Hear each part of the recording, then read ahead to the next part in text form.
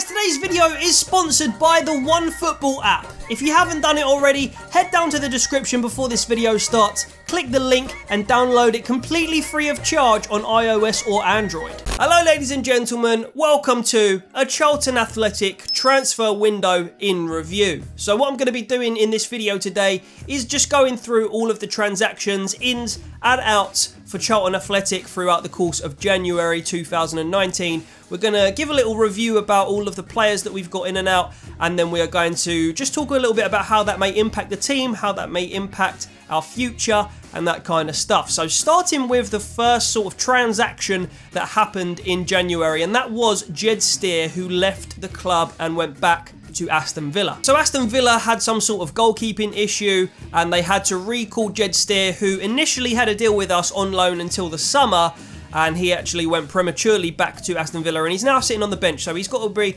pretty gutted about that. And I know a lot of Charlton fans were pretty gutted because he was actually coming into some really good form. He was a good solid keeper for us, nice distribution on him and that kind of stuff, and actually knocked Dylan Phillips out of the #1 spot towards the beginning of the season, who was actually playing pretty well in my opinion anyway. So that's a real shame, but we did manage to get in Chris Maxwell. Chris Maxwell, a pretty decent caliber championship keeper, came from Preston North End and he does join us on loan until the end of the season. Now this swap, Maxwell for Steer, isn't catastrophic for me. Dylan Phillips, our own born and bred player, is going to get a chance in between the sticks now until the end of the season, which I think is a really positive thing because he could be a good keeper in the future for sure at this level, maybe even above this level. So I'm pretty pleased about that. Chris Maxwell on the bench. Haven't actually ever seen him play, so I couldn't comment really on how good he is, but just judging by what people are saying and the caliber of player, I don't mind it too much. I'm not too bothered. So next up was Jamie Ward, who only initially had a deal with us until January anyway, but I think he stopped playing quite a while before that due to injury. He was a good player for us. I liked the way he played. He was a goal-scoring, sort of attacking midfielder slash winger.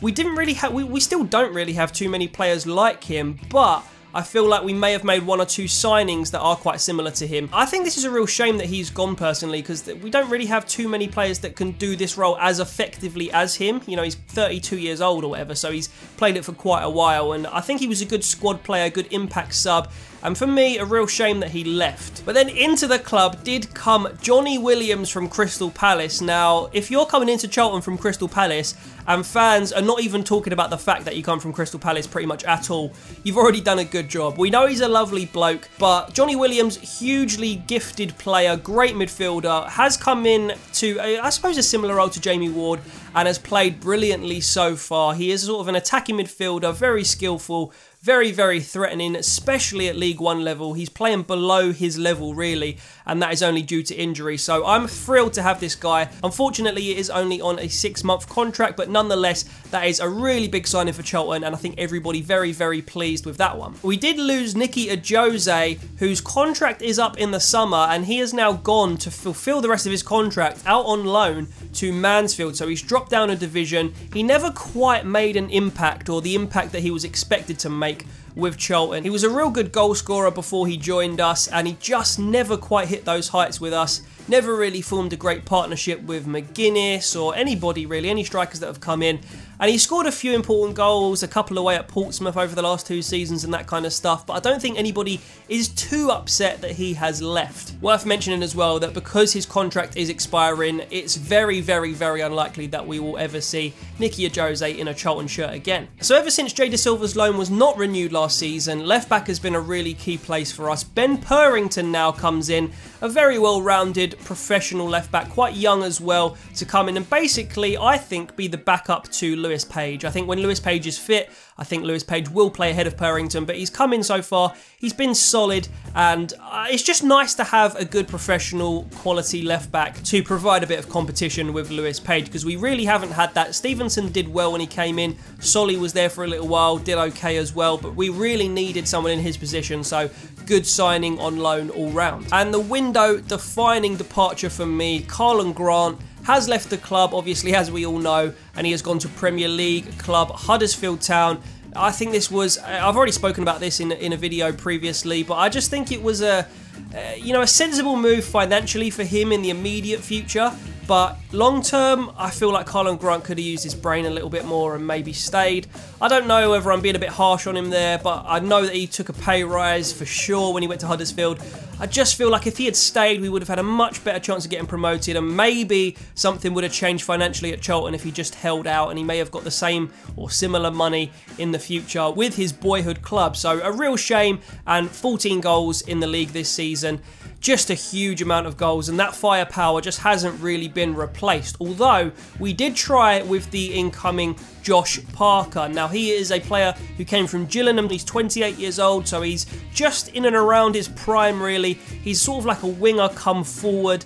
A little bit, I suppose, I keep likening players to Jamie Ward, but I suppose he is kind of like that. Maybe similar to Mark Marshall's type. I think he's quite fast, quite creative and threatening, and not a player that you want running at you if you are a defender. So Josh Parker comes in. If he had come in with a number 9, namely Mohamed Asa, who I think most fans did want in, I don't think there would be so much negativity around Josh Parker's signing. I think literally the inclusion of Mohamed Asa in Charlton's squad, and if that was a double deadline day deal, then I think we would have been really, really pleased. But the fact that he's coming by himself and everybody's looking at him as if he is the Karlan Grant replacement, it is surrounded a little bit by negativity. Now, Josh Parker, I hope he does well for us. I haven't ever seen him play too much, really, so I can't really make much comment.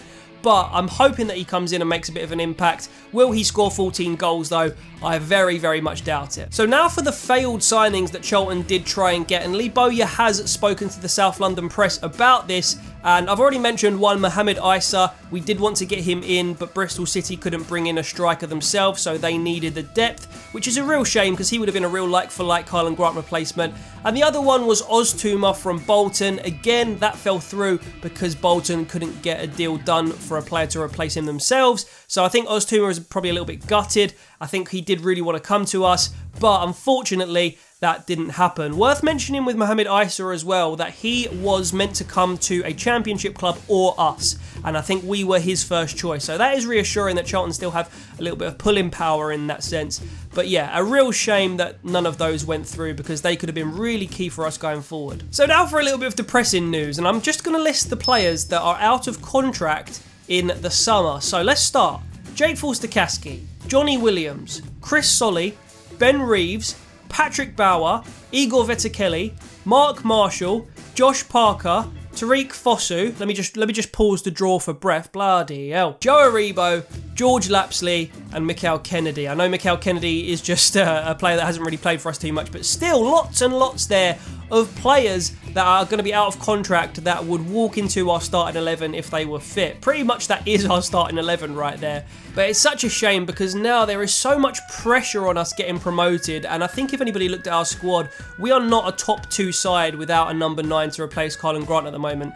So we're in this pickle where basically we need to get promoted, but we might not, and if we don't get promoted, we are likely going to lose pretty much all of those players I just listed. So the pressure is huge for the team right now, and what they don't need is a string of bad results, the fans to get on their backs, because that will just create this horribly negative atmosphere that we all know. There's some icing on the cake with this, where the takeover just still hasn't gone through. So let's just wait and see if we can find some goals from somewhere. Igor Vetekeli's coming back from injury, and Joe Aribo is not too far off as well, I think. So, really, really bad. Yeah, difficult times. Not to mention, by the way, Christian Bilic, Josh Cullen, Chris Maxwell, and Ben Purrington's loans will all expire. So we're going to have a squad of about 6 players if we don't get promoted and if these players don't tie up contracts with us. But it's all hypothetical at the moment, and if you look at any other video that I've made around this subject or around any sort of Charlton subject, really, the conclusion is that we need the takeover to happen sooner rather than later. We all know it. Will it happen? Oh, I'm just bored of talking about it, to be honest. We all need it too, really, don't we? Anyway, I hope you enjoyed this video, guys. Don't forget to leave a like on it. Don't forget to leave your comments down below on what you think, and also hit the subscribe button with notifications turned on. I'll see you in the next one. Cheers for watching, and sweet.